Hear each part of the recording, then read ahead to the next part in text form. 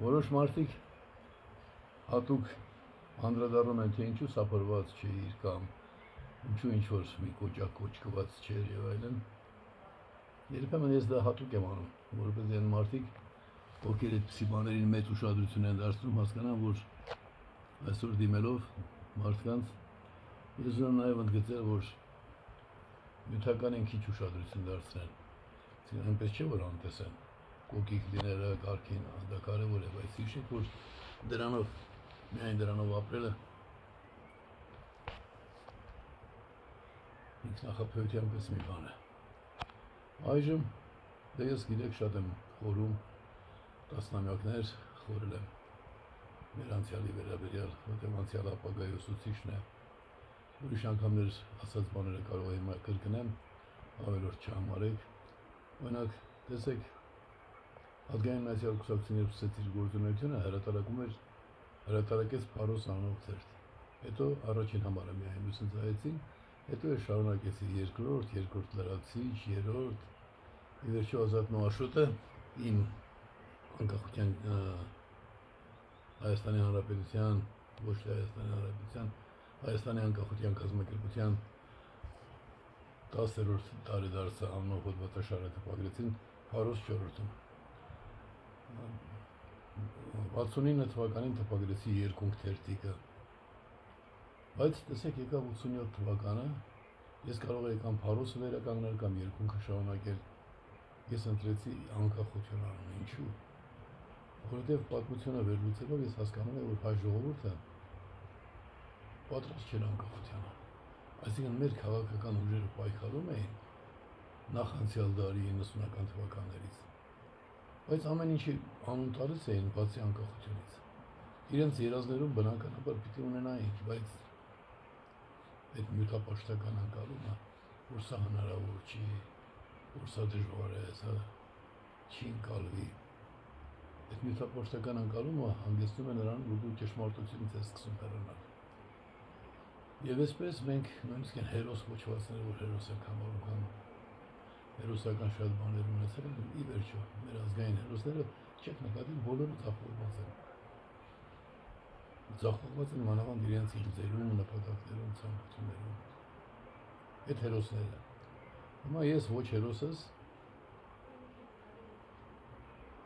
վաղն էլ որ մահանամ, այս պահին էլ որ մահանամ, ազգի համար ամենակարևոր բանին, այսինքն ազգի իրավական մակարդակը բարձրացնել, այսինքն անկախ պետություն ունենալու, միջազգային իրավունքի ենթակա լինելու նպատակին հասել եմ։ Ճիշտ է, դա իմ գլխավոր նպատակից այս վերջին տասնամյակներում ասպարեզ իջած նախկինում հստակ չի ձևավորված, բայց նույնպես առկա Ազատ Հայաստան գաղափարի մասին է խոսքը։ Դրան չեմ ասել ու շատ կուզեի, որ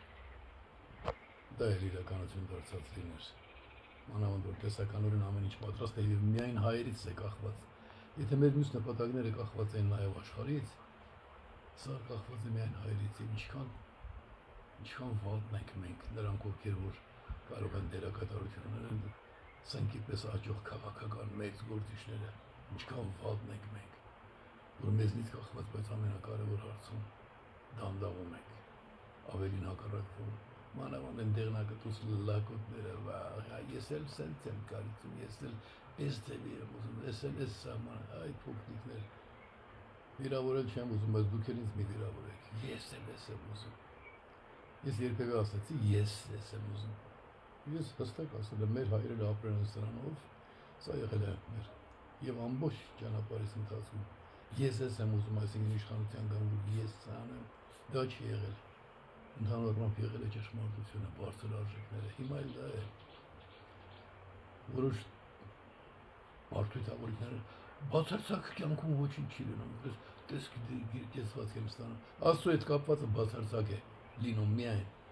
իսկ իմ ես բացարձակ ժողովրդավարությունը կապված է Աստծո հետ, ես կրկնում եմ, վաղն էլ որ այս կյանքից հեռանամ, մեր բոլոր ազգային հերոսներին իրար գումարած, բոլորին իրար գումարած, ավելի հաջողակի ես եմ։ Եվ նրանք ովքեր ասում են Հայրիկյանն ասեց ես, բայց չպիտի ասեի դու այ փոքրիկ, այ բարդույթավորված անդրագետ, որ կարծում ես թե Հայրիկյանին բարդույթավորեց, Ես, այո, ես հայ ազգի շահերին հետամուտ եղած առաջնորդս։ Ես եմ ձեզ բերել այս գաղափարի։ Այսօր դուք պղծելով իմ ասածները, հակադրվելով ինձ, ձեր կապիկությունները մեջտեղ բերելով փչացրիք,